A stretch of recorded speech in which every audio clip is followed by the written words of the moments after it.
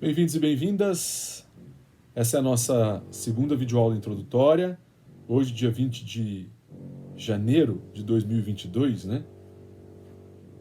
Eu pretendo fazer, então, uma espécie de conclusão dessa parte de apresentação e ambientação ao curso que eu havia prometido anteontem na nossa primeira aula introdutória.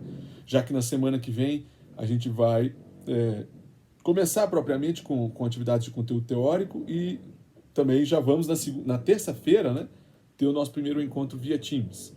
Eu vou falar sobre isso novamente. Aliás, há uma pergunta de uma colega, acho que é Débora, eu vou ver agora no fórum, mas eu pretendo hoje concluir. Talvez a última aula foi um pouco longa, né? Acabei falando sobre muitas coisas, antecipando muitas coisas, mas eu queria um pouco, né, expor a vocês aquilo que para mim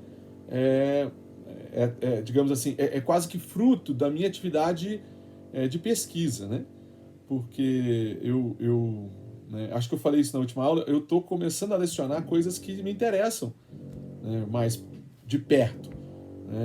E isso é um grande prazer poder mostrar para vocês o que eu estou fazendo, o que eu tenho, né, um artigo que eu estou escrevendo sobre esse assunto. Uma hora ele fica pronto, né? Ele nunca fica pronto, mas eu vou aproveitar também essas atividades de ensino para poder terminá-lo, né? Então, assim, como eu quis apresentar a vocês as razões pelas quais eu estou falando sobre esse tema, né? Quer dizer, eu estou querendo fazer com que se torne filosoficamente relevante refletir sobre o tema da ficção através do fio condutor da mentira, né? Tema da mentira aparece de maneira muito forte entre os gregos, né? Muito forte. É óbvio que depois isso vai ficar um tanto quanto apagado. Há razões para que isso seja esquecido, seja apagado, né? Enfim, o tema da mentira, né?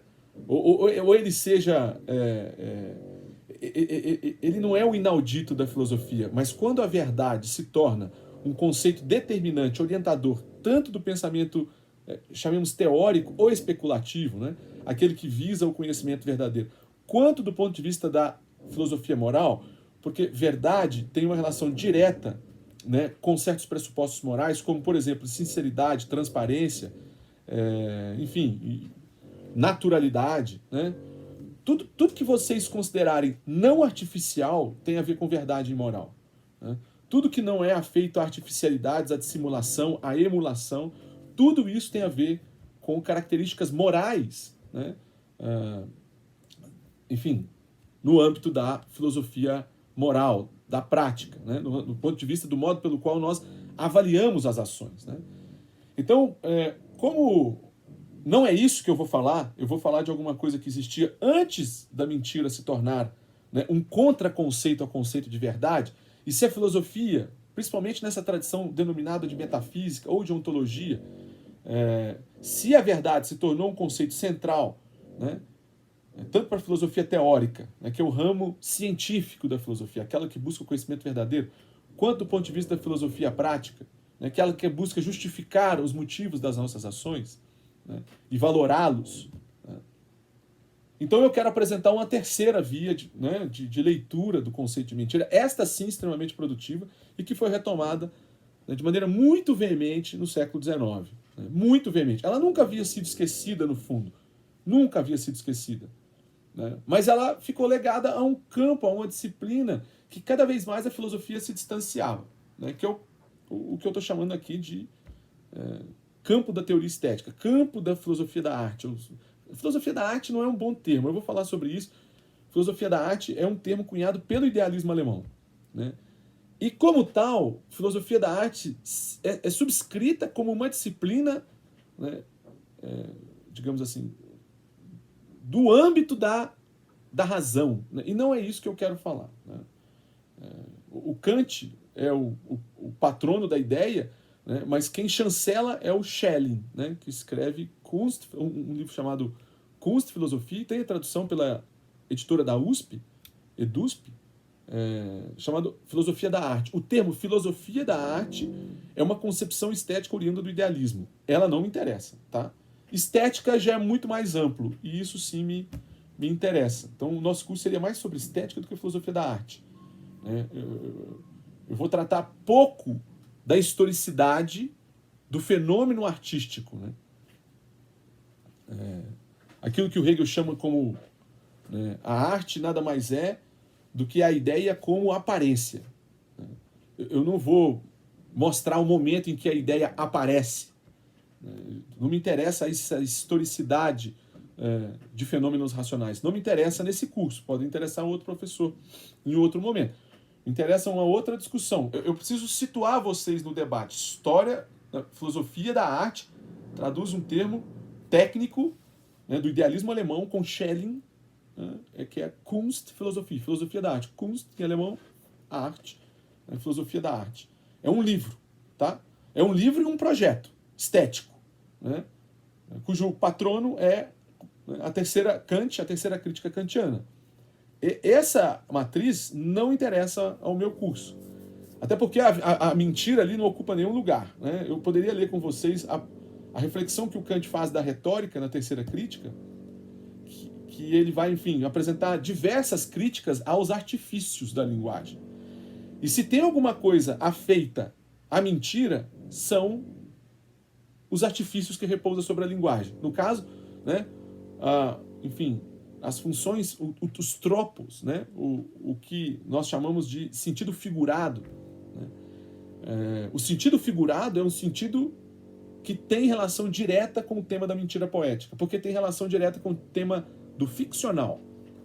Então, quando eu falei na última aula que o meu tema é tornar relevante a ficção, eu vou só repetir isso aqui porque eu acho que pode ser... Né? Como esse termo aqui é um termo razoavelmente moderno, enfim, a ideia, obviamente que esse termo é usado de diferentes maneiras, né?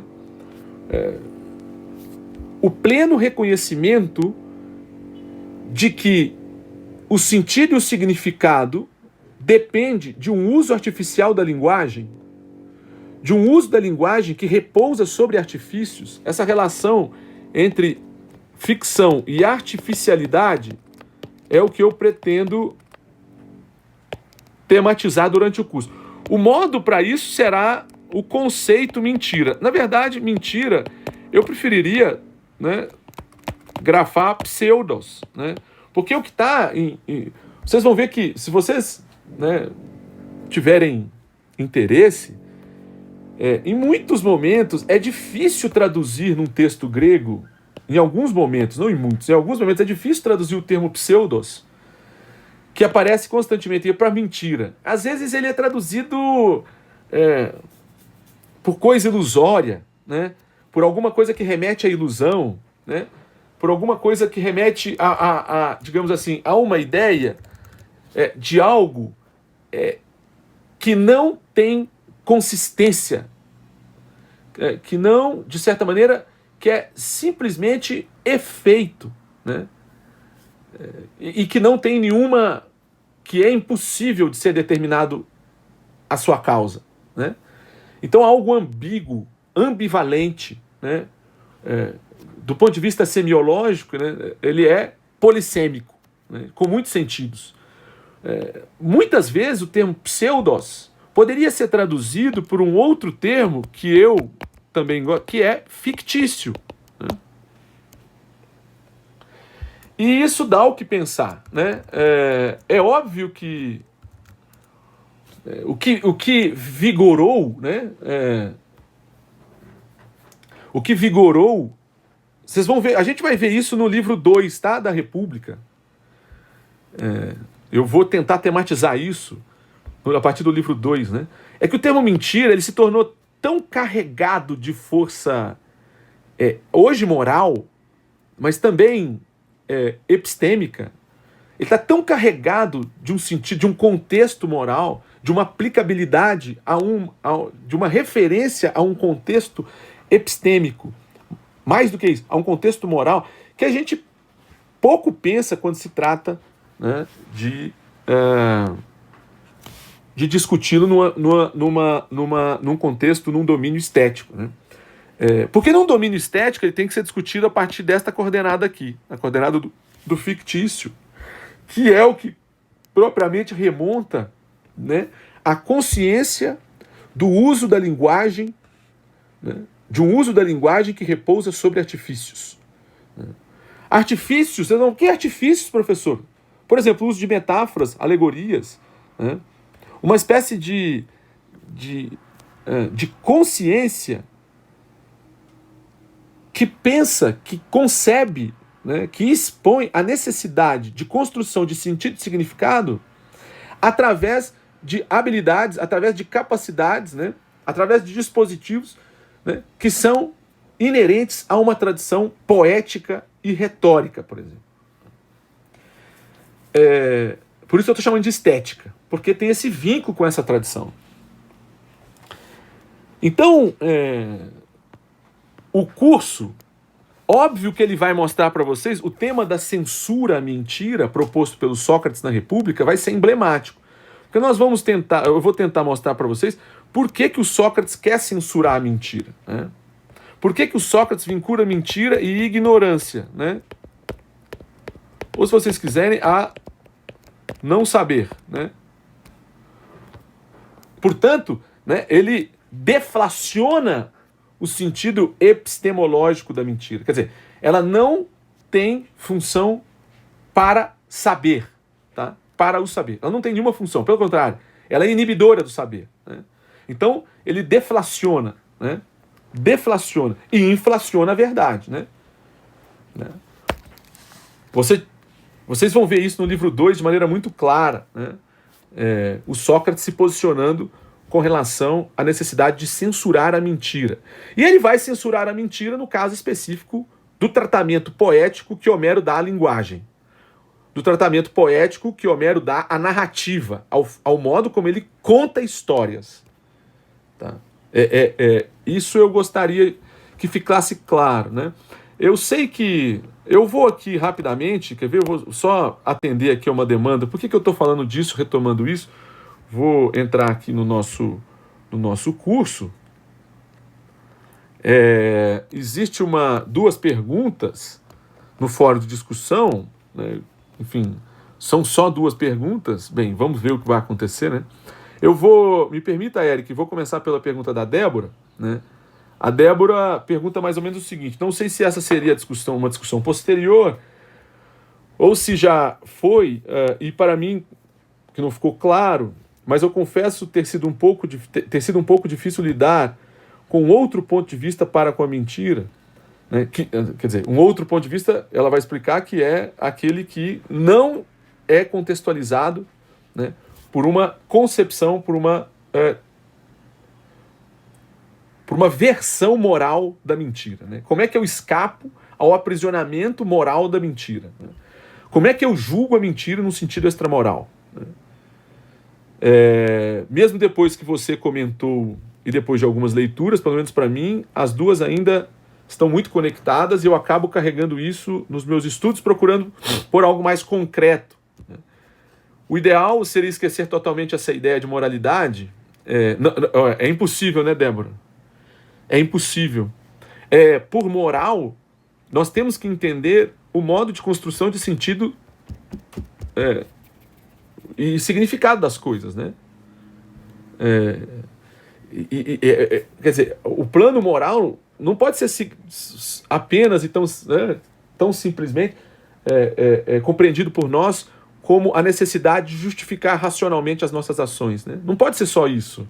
Porque se eu falo que moralidade é o ponto de vista da justificação racional das nossas ações, né, mirando as consequências que elas têm no mundo, porque não basta a gente ser racional, a gente tem que, né, ter consciência das consequências dessas ações racionais, né?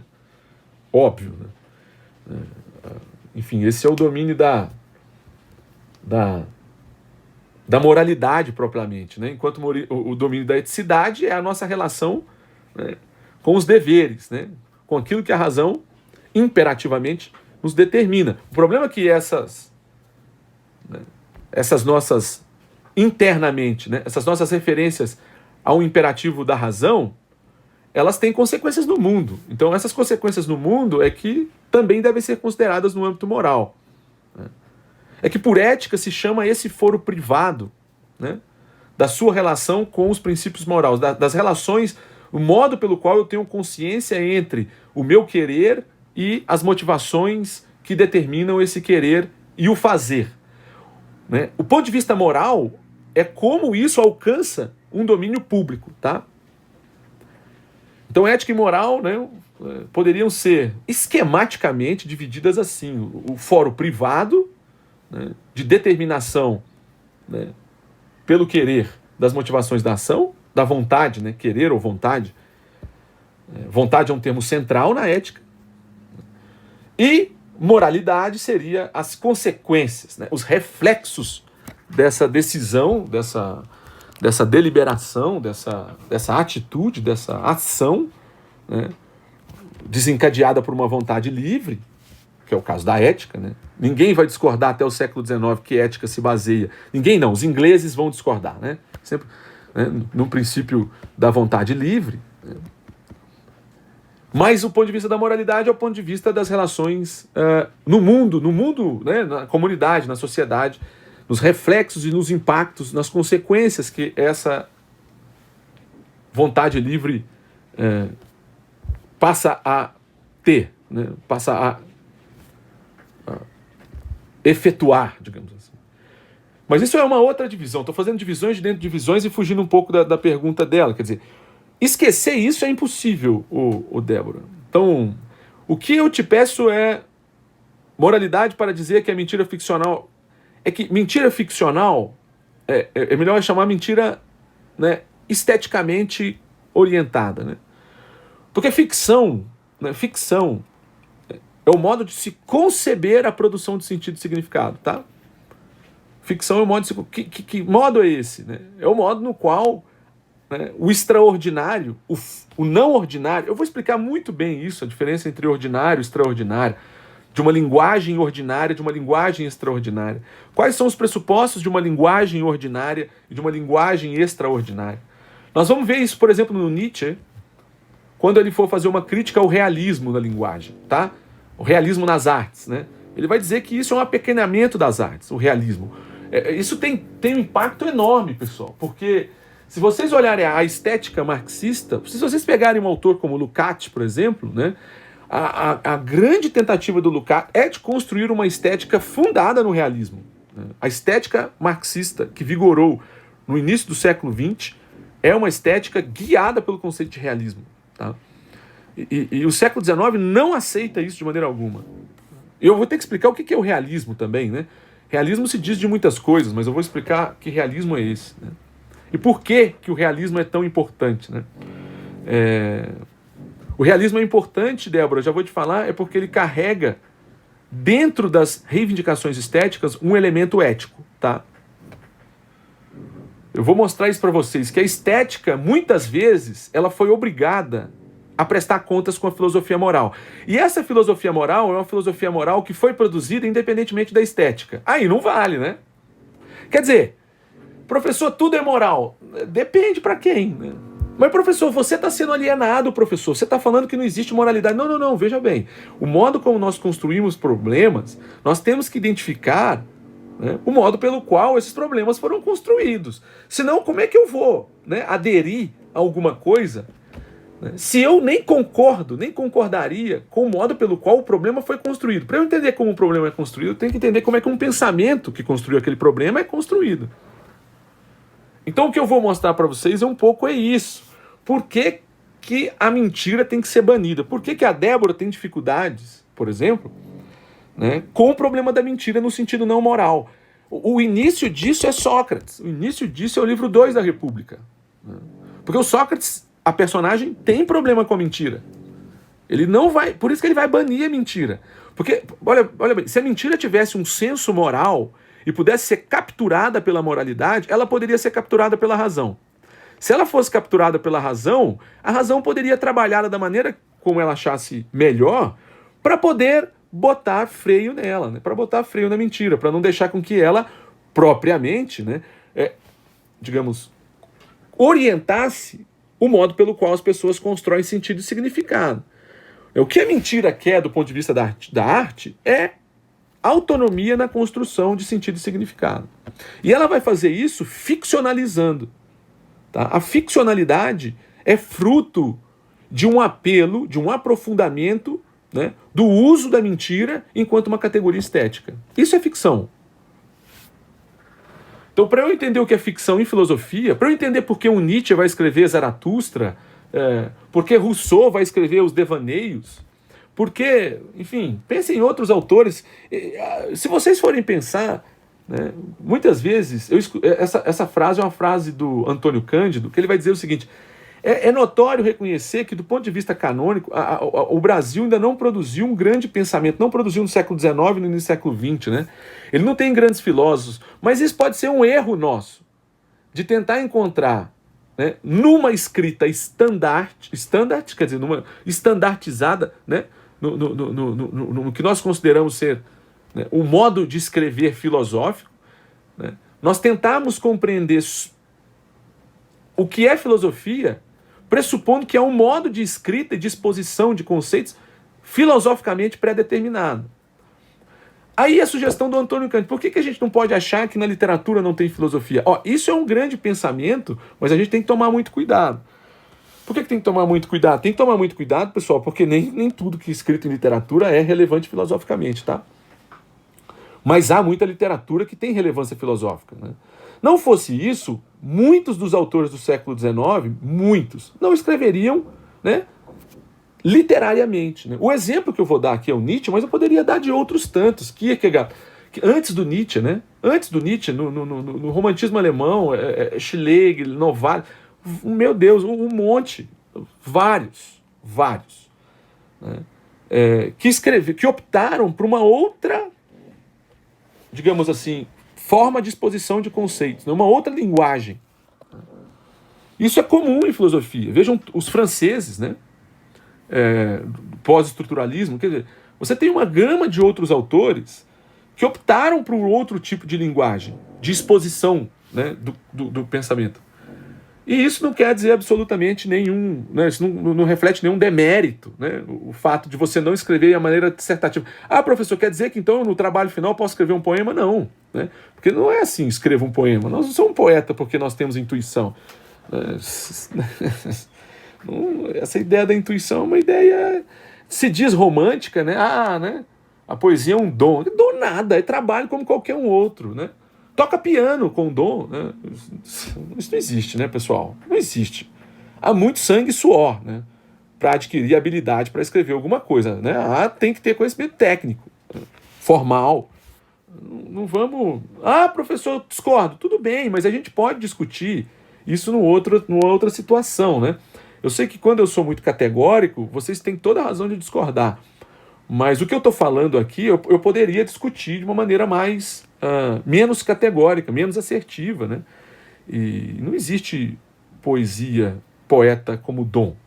Não existe musa inspiradora. Não vem um ser... Que é isso? É sangue e suor, né? Quer dizer, enfim, isso vários poetas trataram disso, né? A ideia de inspiração não poderia nos deixar levar pela imagem de que nós somos, sabe, poetas de maneira inata. Não é assim, né? Bem, mas, Débora, então, o que eu te pediria é o seguinte: para você ter uma noção de como se deve deslocar a mentira do seu âmbito moral, do seu campo, do seu domínio moral, é preciso entender como é que a mentira foi jogada para lá. E para a gente entender como a mentira foi jogada para lá, porque ela não pertencia ao âmbito moral, ela foi censurada por Sócrates, eu quero mostrar para vocês como na censura Sócrates constrói uma visão sobre a mentira que ela tem certos pressupostos éticos, né? E o fundamental pressuposto ético que o Sócrates vai dizer é o seguinte: nenhum homem gosta da mentira porque nenhum homem gostaria de permanecer ignorante. Então, sair da mentira é um imperativo. O Sócrates vai vincular a ignorância à mentira. Nós vamos ver, o Sócrates desmerece toda a construção que nós vamos ler, por exemplo, na Odisseia de Homero, onde só há mentira nos textos que nós vamos ler, tá? só há mentira. Do início ao fim, só há mentira. Ora, como assim? Ele não pode desmerecer, né? A cultura grega sabia, né? Uma personagem como Sócrates não pode Platão não pode conceber uma personagem como Sócrates como se nem existisse a mentira, né? Pré o estabelecimento da moral, né? Moral ali, porque o Sócrates vai dizer, olha, racionalmente é preciso conduzir o nosso modo, as nossas reivindicações de saber. Como a mentira não pode ser capturada pela razão, então ela não gera nenhum caminho para o saber. Então é necessário que ela seja o quê? Posta pela porta, né, de trás, né, posta para fora. Então eu peço paciência para que a gente compreenda o contrário, né? Para que a gente compreenda como ela foi deslocada para lá. Né? Quando a gente chegar aí, Débora, a gente já vai estar no momento em que já lemos a Odisseia. Então eu vou mostrar para vocês como a mentira fazia sentido num sentido extramoral.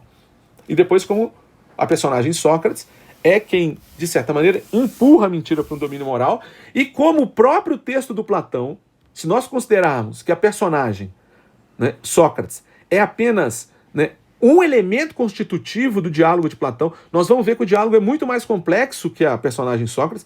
Nós vamos ver que há uma objeção a Sócrates, há uma reflexão de Sócrates sobre essa objeção feita a ele, né? E nessa relação entre as objeções feitas a Sócrates, nas posições de Sócrates, Platão constrói uma alternativa à mentira. Tá? Porque vocês vão ver que a ficção vai surgir na República através do diálogo. Tá? Nós não podemos achar que o que Sócrates, nós devemos ler Platão prestando atenção no que Sócrates fala, que Sócrates reflete o pensamento de Platão, que no fundo Sócrates é uma personagem, né, por analogia, né, é a boca de Platão, né, de que o resto não significa nada. Né? Não é bem assim. Né? Não é bem assim. Eu vou tentar mostrar para vocês que há uma forma de rever Platão, né, como um astuto, extremamente inteligente escritor. Bem, isso vai exigir com que a gente, né, não considere Sócrates o que há de mais importante num texto tão complexo como aquele. Né? Eu vou fazer uma pausa e respondo a Débora e o Eric, que são questões bem pontuais, e depois vou para o plano de aula, para a aula também de hoje não ficar tão longa. Né? Vou terminar aqui então a primeira